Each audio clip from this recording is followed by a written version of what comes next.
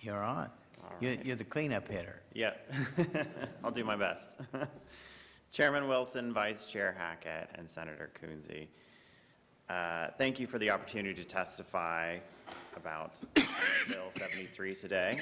My name is Thor Hess, and I'm the Executive Vice President of Southeastern Equipment and the grandson of the founder, William L. Baker. My grandparents started the business themselves, just the two of them, and my grandfather still to this day visits the corporate office to give us advice. I've always dreamed about being able to continue the legacy and care for our family through this business. As a family business, Southeastern Equipment is an authorized dealership for many construction lines, including Case Construction, Cabelco, and Bomag, and we represent 16 locations in our home state of Ohio. Since 1957, Southeastern has been recognized for our quality and trusted support that serves the hard-working construction industry in Ohio.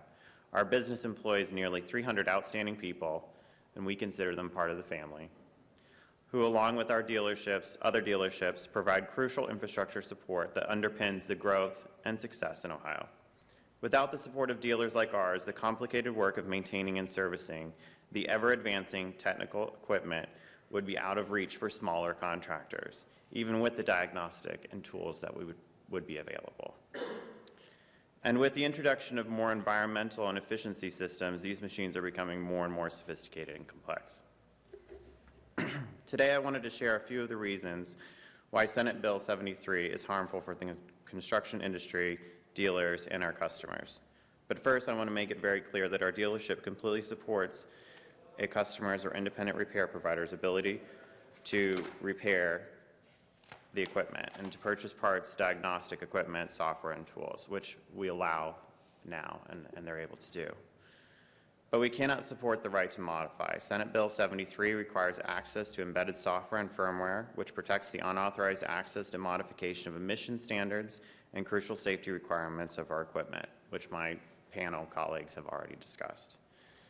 The OEM, original equipment manufacturer, offers authorized repair networks through independent dealers like ours, and I have witnessed firsthand our dealership service managers and technicians work above and beyond, putting in additional hours to ensure that their customers' equipment is up and running safely.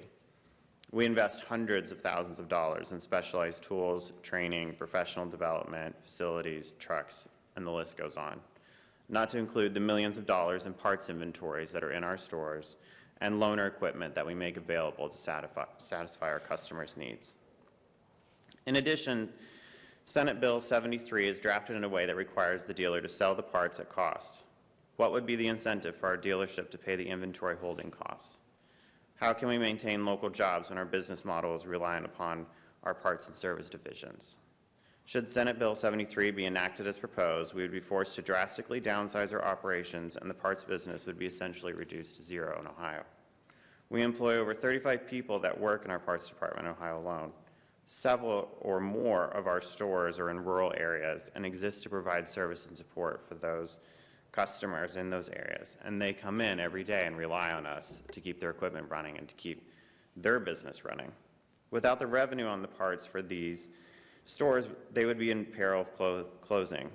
And I believe for all dealerships, this would continue to lead to more consolidation and less support providers. Without the profit from parts, we would also need to recover the lost profit in the sale of the machine, thereby increasing the sale price. All our locations stock parts currently, and without the revenue, there would be no incentive to stock any parts for those that remain open. Customers would then need to wait days for those parts to be shipped from the OEM provider. All in all, this pricing mandate would lead to a lack of locally sourced OEM parts, slower parts replacement times, reduced repair options, and higher priced whole goods for customers. I encourage the committee to carefully consider the unintended consequences of Senate Bill 73 on local dealerships like ours.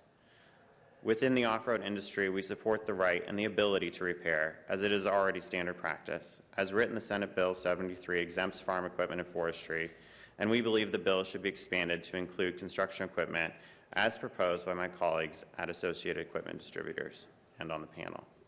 Chairman Wilson, thank you for allowing me to provide opponent testimony on Senate Bill 73. I'm happy to answer questions of the panel. Well, thank you very much for your testimony, and I have observed one thing. Your grandfather would be proud of you. Thank you. I appreciate that, Chairman.